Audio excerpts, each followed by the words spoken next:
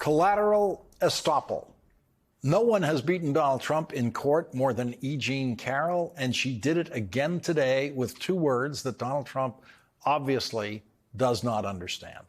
Collateral estoppel. The legal doctrine of collateral estoppel prevents relitigating an issue that has already been resolved in a previous case. Earlier this year, E. Jean Carroll won a jury verdict of $5 million in a defamation case against Donald Trump for what he said about her in 2022. E. Jean Carroll was already pursuing a separate defamation case over what Donald Trump said about her in 2019 when he was still president and able to delay the progress of that case because he was president.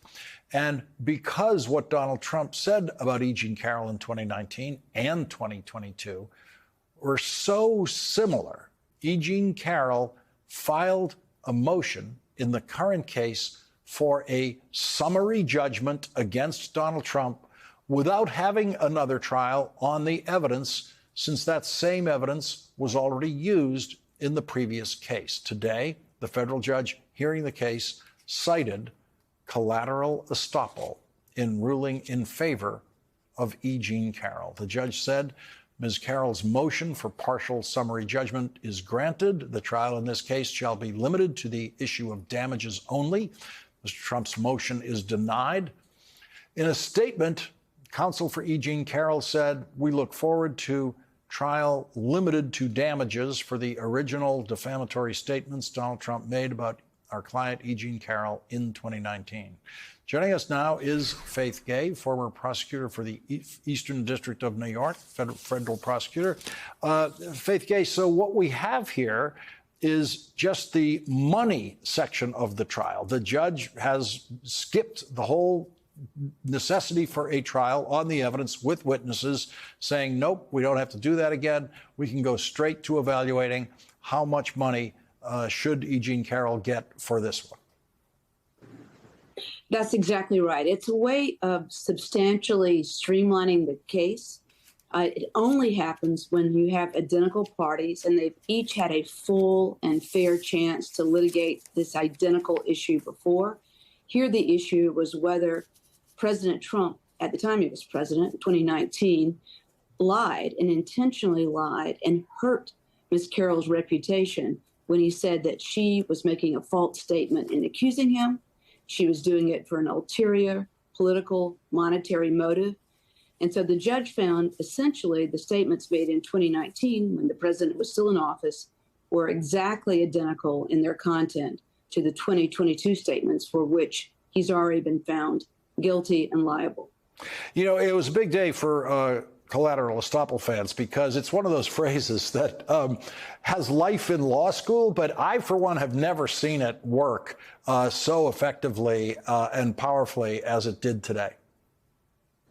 Yeah, look, I mean, it's sort of a nerdy person's dream, right? Yeah. Collateral estoppel doesn't trip off the tongue, but it is a doctrine that is rooted in basic fairness. It's never applied unless you have exactly the same parties, unless there's been a chance to really fully litigate the issue, unless there's been a determination by a fact finder, whether it's a judge or jury, here a jury, that in fact the defamatory statement occurred.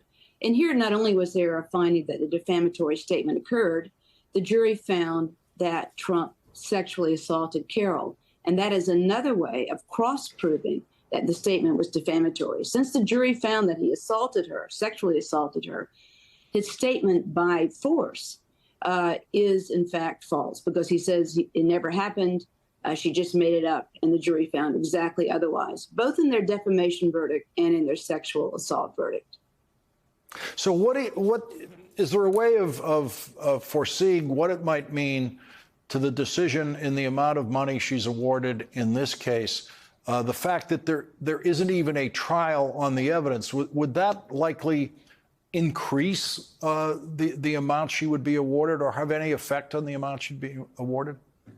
Well, it's a really interesting point. First of all, this particular trial involves 2019 statements, Lawrence, when the president was in office.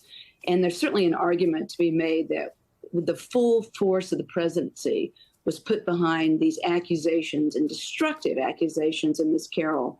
So one would think that that statements made by the president when he was in office would have more effect in terms of destroying someone's reputation. But also the jury's going to know there's already been a finding of liability, and that seems to make damages higher too.